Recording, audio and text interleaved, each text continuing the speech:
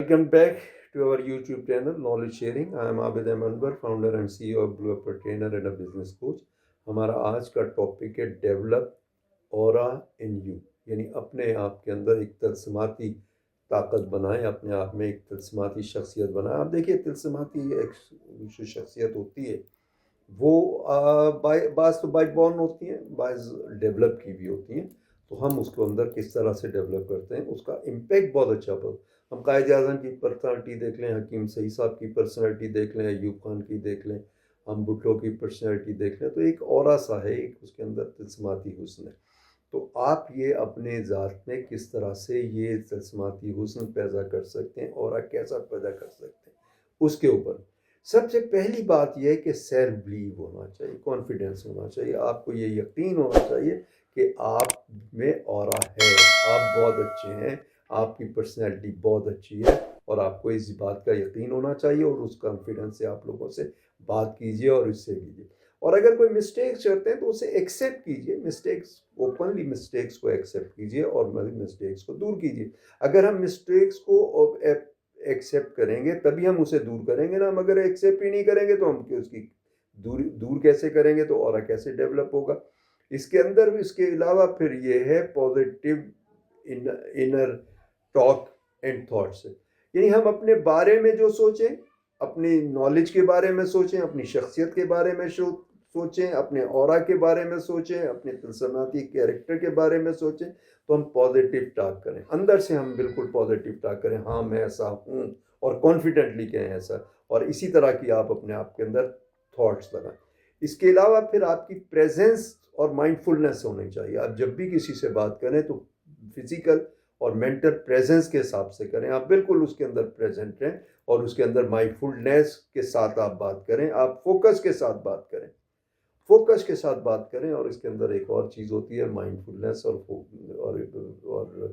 जो है मेडिटेशन की भी इम्पोर्टेंस है।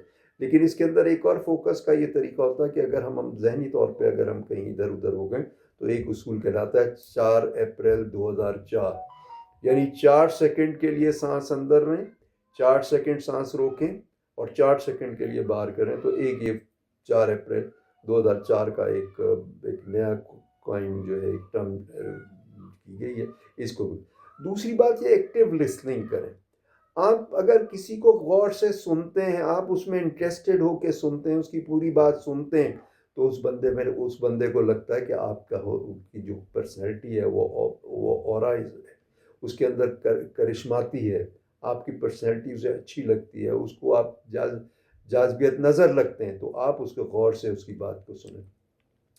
फिर बॉडी लैंग्वेज आपकी पॉजिटिव होनी चाहिए। आप बिल्कुल ढीला ढाला जिस्म ना छोड़ें, आप बिल्कुल कंधों को ऊपर रखें और बिल्कुल अपना बात करें और नज़रें मिला के आप बात करें और अपने बिल्कुल बॉडी लैंग्वेज का ख्याल करें, क्योंकि बॉडी लैंग्वेज एक बहुत इंपॉर्टेंट चीज़ है। और जो हमारे वर्ड्स होते हैं वो सिर्फ 7% इम्पेक्ट करते हैं। बाकी हमारा जो जो हमारा कहने का स्टाइल है, जिस तरह से हम कोई बात करते हैं, या बॉडी लैंग्वेज है, बाकी 93% ये चीज़ें, और बॉडी लैंग्वेज 55% है।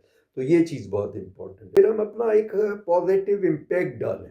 पॉजिटिव इम्पैक्ट कैसे डलेगा? जब हम दूसरे की बात में इंटरेस्ट होंगे, उसकी बात को पूरा सुनेंगे और गौर से सुनेंगे, उसे कंट्राडिक्ट नहीं करेंगे, ना बीच में कट करेंगे ना कंट्राडिक्ट करेंगे, कोई इख्तलाफ नहीं। हाँ, अगर हमें इख्तलाफ है तो हम बड़े आराम से कि हाँ आपका ये नुक्ता नज़र ठीक है, बड़ा अहम है, और मेरा इस बारे में ये नुक्ता नज़र है, और हर एक का मुख्तलिफ ख्याल हो सकता है, तो इस मामले में मेरा ये ख्याल है। लेकिन मैं अप्रिशिएट करता हूँ, आपने बहुत अच्छी बात की और मैं इस पर गौर भी करूँगा। इस तरह से आप करें। और दूसरी बात यह है कि हम बोलें कम, सुने ज़्यादा। हमें जो एक ज़बान दो कान दिए गए वो इसीलिए दिए गए कि हम बोलें कम और सुने ज़्यादा। तो इसका हमें ख्याल करना चाहिए। और फिर दूसरी बात यह कि हम उसके अंदर दूसरे को अप्रिशिएट करें, रियल करें। उसके अंदर कोई खूबी है तो फिर उसको अप्रिशिएट करें, अगर उसमें खूबी नहीं है तो वो हम उसको जो है ना उसके बारे में हम बात ना करें, उसे अप्रिशिएट ना करें। जो भी अप्रिशिएट करें हम बिल्कुल सही बात करें। हर शख्स के अंदर देखिए खूबियाँ होती हैं और ख़ामियाँ भी होती हैं, तो हम उसकी एक बिल्कुल प्रॉपर जनरल वे के अंदर, एक बिल्कुल रियल वे के अंदर उसकी जो भी खूबियाँ हैं उसको अप्रिशिएट करें और उसके बारे में बात करें।